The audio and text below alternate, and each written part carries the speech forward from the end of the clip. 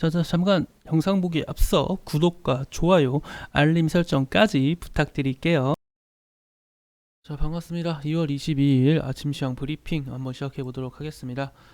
일단 전거래일 뉴욕 증시의 움직임부터 한번 살펴보도록 하겠습니다. 자, 보시다시피 전거래일 뉴욕 증시는 3대 지수 모두 좀 밀리는 모습이 나왔어요. 일단 캡처 하나 잘못됐는데 S&P 500 역시 이렇게 유사한 흐름이 나와줬습니다. 다우산업 마이너스 2.02, 2.06, 나스닥 마이너스 2.5, S&P 500 마이너스 2%로 3대 지수 모두 좀 밀리는 모습이 나와줬다. 3대 지수 모두 좀 밀리는 모습이 나와줬는데 그거에 대한 이유를 한번 살펴봐야겠죠. 가장 큰 이유는 당연히 이제 러시아 푸틴 대통령이 이게 또 있습니다. 핵군축 조약 중단 선언에 당일 또 다시 미국의 성의부인 복귀하겠다 뭐 이런 얘기 약간 오락가락한 발언을 했습니다. 하지만 러시아가 일단 핵군축 조약 중단 선언을 했다는 것 자체가 핵전쟁에 대한 리스크가 어느 정도 부각되었다라고 말씀을 드릴 수 있겠고, 그뿐만 아니죠. 시진핑 주석이 이제 또 러시아에 대한 이제는 방문을 또 예고했습니다. 4에서 5월 사이에 보시다시피 시진핑 4에서 5월 방러를 좀 계약하고 있다. 뭐 평화 협상을 촉구할 거라는 예측이 있는데 또 어떻게 될지 모르는 거기 때문에 이것에 대한 불확실성이 좀 야기되었다라고 말씀을 드릴 수 있겠습니다. 또 하나 주의가 중요한 거는 일단 내일 FMC 이제 회의 이제 의사록이 발표되잖아요. FMC 회의 의사록이 발표가 되는데 거기서 어떠한 내용이 나올지 좀 주목을 해봐야 됩니다. FMC 회의 제가 어제 마감 시간에서 말씀을 드렸죠. 의사록에서 좀 매파적인 발언이 나올 것은 솔직히 우리 모두도 알고 있어요. 매파적인 발언을 피할 수는 없을 것 같은 게 지금 이제 현실이거든요. 매파적인 발언은 피할 수 없다면은 이제 그것을 보고 시장이 어떻게 반응을 하느냐. 원래 알고 있던 거야. 괜찮아. 그래서 증시가 오히려 오를 것인지 우리가 예측 범위라고 해서 우리가 예측하고 있는 범위 이상으로 매파적이다. 그렇게 해석이 돼가지고 좀 크게 하락할 것인지 그 점을 주목해 보시고, 제러비 시겔이라고 어제는 교수 한 명이 있는데 이 교수가 2월에 고용이 좀 더 좋게 나오면은 50bp가 또 올릴 것이다 이런 식의 이제 예측을 하고 있어요. 근데 현실적으로 50bp 금리 인상은 쉽지 않아요. 물론 금리 인상 가능성이 오르긴 했습니다. 빅스텝에 대한 가능성, 빅스텝 가능성이 당초보다 조금 오르긴 했는데 시카고 패드 워치를 한번 들어가 볼까요?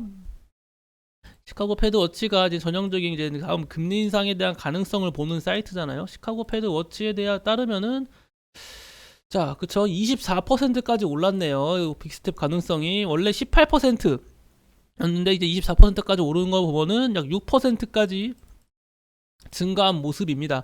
하지만 여전히 낮아요. 물론 우리는 FMC 회의 결과 의사록을 좀 주목은 해봐야지만 여전히 낮다. 그래서 50bp 빅스텝의 가능성은 솔직히 적다라고 말씀을 드릴 수 있겠습니다.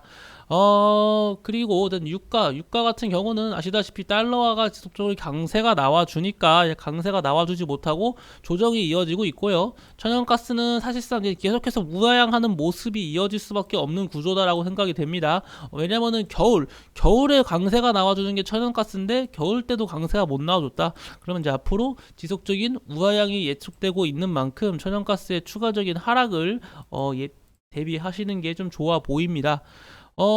제가 드릴 말씀은 일단은 나스닥이 무려 2%가 넘게 빠졌습니다. 그쵸? 뉴욕 증시가 2%가 넘는 좀 급락이 나온 게 좀 상당히 오랜만이거든요. 보시다시피 2%가 넘는 약세가 나와준 게 좀 상당히 오랜만이에요. 최근에 2%가 넘게 빠진 적이 있나 싶을 정도로 크게 좀 약세가 나와준 적이 없거든요. 그래서 그렇다는 것은 이미 2%가 넘는 약세가 나왔다는 것 자체가 국내 증시에 좀 안 좋은 영향을 끼칠 수밖에 없습니다. 단기적으로는 분명히 국내 증시에 안 좋은 영향을 끼칠 거예요. 하지만 그래도 제가 드리고 싶은 말씀은 여전히 국내 증시 상승 모멘텀이 있다. 네, 말씀드렸던 것처럼 상승 모멘텀이 있다. 뭐겠죠? 자, 챗봇 관련주가 현재 잘 가고 있고, 그쵸? 견조한 흐름의 챗봇 관련주가 첫 번째 상승 모멘텀이 될 수 있겠고, 두 번째로는 네, FOMC 아까 말씀드린 것처럼 FOMC 회의에서 별다른 이슈 없이 끝난다고 하면은 충분히 재차 반등이 나와줄 수 있습니다. 가격적인 메리트가 있는 구간인 만큼 충분히 강세가 나와줄 수도 있다라고 저는 보여지고 있습니다. 현재로서는 뭐 금일도 개별주의주로의 강세가 나와줄 게 좀 뻔하거든요. 뭐 채폭 관련주 제가 지속적으로 체크를 해보시라고 권유드렸고, 개별주의주로의 강세 랠리가 이어질 가능성이 큽니다. 현재로서는 뭐 이런 개별주의주로의 강세 랠리가 이어진다면은 좀 뇌동매매를 특히 주의하셔야 돼요. 뭔 느낌인지 아시죠? 뇌동매매를 특히 주의하셔야 된다. 자, 일단은 서울옥션 제가 어제 종가 추천 종목으로 마지막에 추천 나갔던 종목이죠, 여러분들. 보시다시피 서울옥션 22,900원 이상이 목표가인데 22,900원 이상으로 시초가 형성된다면은 시초가의 전반 매도하도록 하겠습니다. 추천 종목 서울옥션 목표가 시초가의 절반 강한 갭상승 즉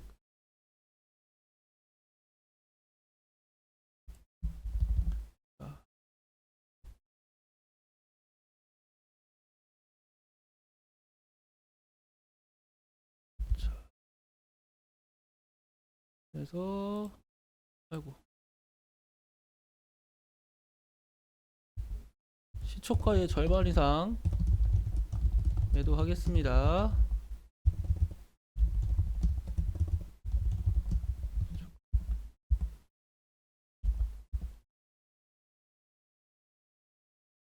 이런 거는 좀 시초가에 대한 강하게 좀 절반 정도 매도하고 나가는 것이 좀 더 안전할 수 있기 때문에 시초가의 절반 이상 매도하도록 하겠습니다.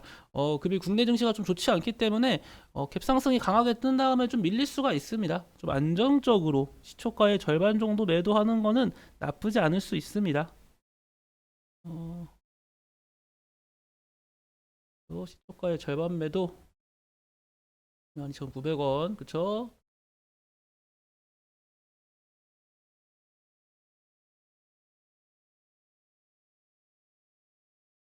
왜 22,950원 목표가도 도달했습니다. 어차피 목표가 도달해 주면서 그 수익률이 몇 프로냐? 서울옥션 주식 수익률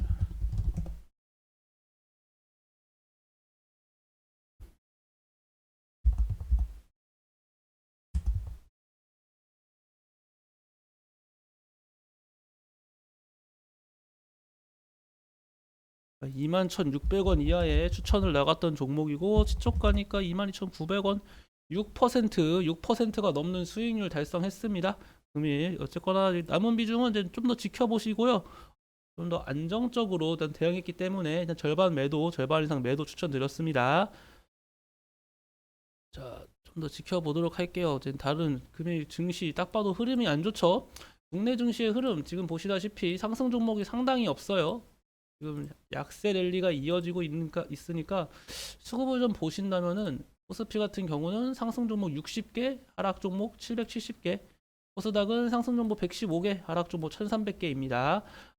양거래소 모두 개인의 순매수세가 이어지고 있고 기관의 순매도세가 나와주고 있습니다.